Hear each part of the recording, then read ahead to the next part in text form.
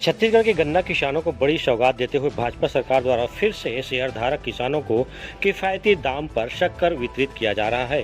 पंडरिया विधायक भावना बोहरा ने लौह पुरुष सरदार वल्लभ भाई पटेल सहकारी शक्कर कारखाना पंडरिया के शेयर धारक गन्ना किसानों को 50 किलो शक्कर का वितरण कर उन्हें बधाई दी है।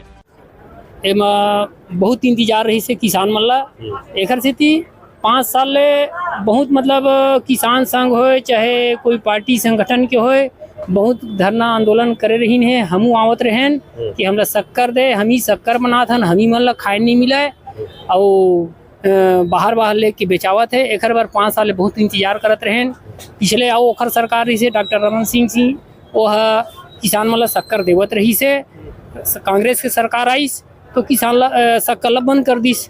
अब फिर एदे भाजपा के सरकार आई से हमार भावना दीदी विधायक बनी से तो विधानसभा में ये बात लकई के भावना दीदी है बहुत अच्छा से प्रश्न काल में प्रश्न करके और पूरा किसान मन ला रियायती दर में शक्कर दे के काम करी से पूरा किसान बहुत ज़्यादा खुशी। हमको ये खुशी है कि कम से कम जो हम पैदा कर रहे हैं उसका फल हमको मिल रहा है। पैदा करने के बाद हमको गन्ना मिल रहा है, एक खुशी की बात है। आपको बताते चलें कि पहले भी यह योजना चल रही थी, लेकिन छत्तीसगढ़ में कांग्रेस की सरकार आने के बाद से इस प्रक्रिया को बंद कर दिया गया था। विधायक भावना बोहरा ने इस विषय को विधानसभा में उठाया था और किसानों को पुनः शक्कर वितरण करने की मांग सदन में रखी थी।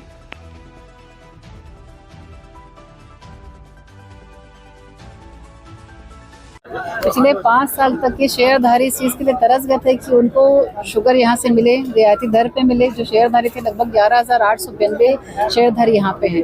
और एक बार इसके पहले जब भाजपा की सरकार थी तब उन्हें यहाँ से शक्कर प्राप्त हुआ था। ये दोबारा भाजपा की सरकार में ही उन्हें अवसर मिला है।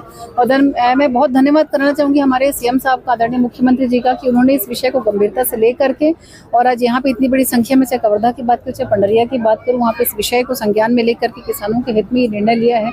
और किसान बहुत खुश हैं कि वापस से जो रुकी हुई जो प्रक्रिया कांग्रेस के कार्यकाल में थी वो उनको वापस से उसका फायदा मिला। बिल्कुल, देखिए मेरी राजनीति बहुत स्पष्ट है, पीठ पीछे राजनीति करना और उस तरीके की राजनीति में सीखना भी नहीं चाहती हूँ। मैं बिल्कुल ये चीज़ मैं आपके माध्यम से बोलना चाहती हूँ कि जो कांग्रेसी या जो कुछ गिने चुने लोग यहाँ पर किसानों को टारगेट करके किसी भी जनप्रतिनिधि, चाहे मैं हूँ चाहे वो सरकार हो, उनको घेरना चाह रहे तो वो कभी सफल नहीं होंगे। ये आदरणीय विष्णुदेव साय जी की सरकार है जो लगातार भ्रष्टाचार पर नियंत्रण करते आ रही पिछले 8 महीने में।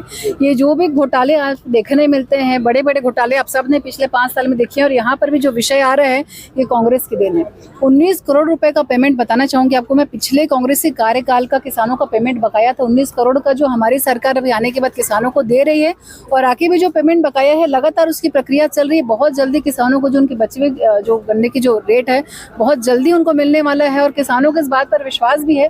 और मैंने वही चीज़ सार्वजनिक रूप से बोली है कि जब भ्रष्टाचार का आरोप चाहे सरकार पे लगाए चाहे किसी व्यक्ति पे लगाए, जब तक कि उनके पास प्रूफ नहीं है मुझे नहीं लगता कि ऐसी बातों को करना चाहिए। और कांग्रेस की कथनी करनी आप जानते हैं, आज वो आकर के कभी यहाँ पर अंदर जांच में कर रहे हैं तो मैं पूछना चाहूँगी कि क्या ऐसे लोगों को कार्रवाई नहीं करनी चाहिए जो यहाँ पर सिर्फ अंगूठा लगा करके निकल जाते हैं और जो सही में यहाँ पे जो काम करते हैं मजदूर उनके हक का पैसा खाते हैं। क्या मनरेगा का पैसा खा करके जो इधर उधर मुँह छुपाते लोग फिर रहे थे आज यहाँ करके शुगर फैक्ट्री की जाँच करते तो क्या उनको ये अधिकार है? मैंने सारी बातें बहुत स्पष्ट की, इसमें छुपाने लोग